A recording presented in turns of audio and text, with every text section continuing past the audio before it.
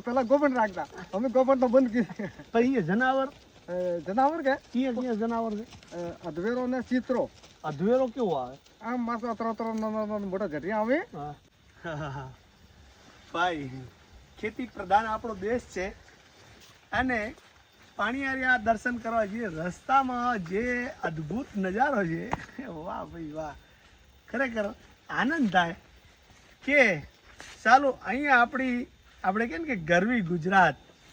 બહુ જબરજસ્ત તમે જુઓ તો ખરા ક્યાં સુખનો સમય જતો રહે કાંઈ ખબર ન પડે અને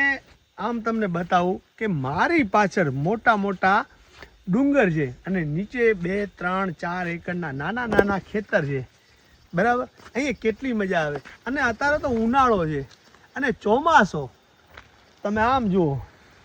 ચોમાસે આ જે વનરાય છે કે પોતાની કેટલી સુંદરતા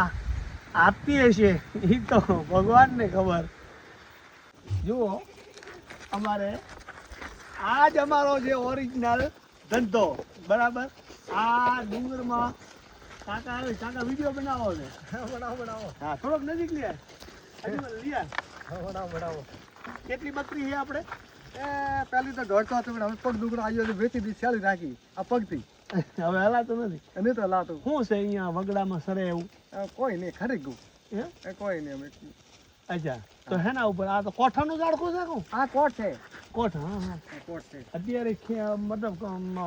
બધું નીચેથી ખેર ઝેર મળે આ કેર મળે જંગલમાં એક આપણને જંગલ આવે અચ્છા જંગલ વિભાગ સરકારમાં ગયું તો બકરાનું તો ઘેટાનું ના પાડે એના ને પાડે આ કાપવાનું નહીં કપાય તો નહીં આ હા તો ગ્રાસે બધે પાડે આજુબાજુ હા હા બીજે જોર આપણે કા હા, એટલે કાપવાનું. મારી પાસે ગોપન બે હા પેલા ગોપન રાખતા અમે ગોપન તો બંધ કરી પછી એ જનાવર જનાવર કે ક્યાં જનાવર છે અધવેરો ને ચિત્રો અધવેરો કેવો આવે આમ માસ અત્ર મોટા જટિયા આવે હા ને અત્ર લાંબા આવે અને અત્ર મોટા ને અત્ર દોત આવે અને આમ દેખાય કેવડું 12 મહિના પાડું ઓહો હા 12 મહિના પાડા હરકો બરાબર અને આ ઈ શિકાર આપણે માલ ઢોરને પકડી લે જાનું જનાવર હોય ને 12 મહિનાનું હા. તો મને મારી નાખે અચ્છા હા અને ચિત્રા ચિત્રા તો આ બકરો ને પકડે અને કોઈ અધવેરો બકરો ને બધે ઉલાડી દે થોડી વાર ખબર નહીં રહે ને હા. તો એ ઘોગલો પડે કે આજે ફટ પટી બગરે મારી નાખે ઓહો હા, તો એ ધ્યાન અત્ર રાખવું દોત પડે.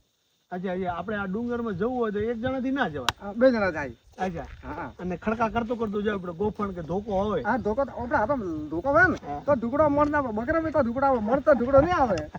તમારું નામ મારું નામ બીજલ બીજું તમારું નામ હું મારો સતરો સેત્રાભાઈ અને હું હાક ના આવો તમે હું પારકો અચ્છા બાળકે આપણે તમારું ગામ કયું રેવતર ગોળી પેરુગા અચ્છા હું આપણે રબારીનું ઘર કેટલા છે અમારા ગામમાં 60 ઘોરી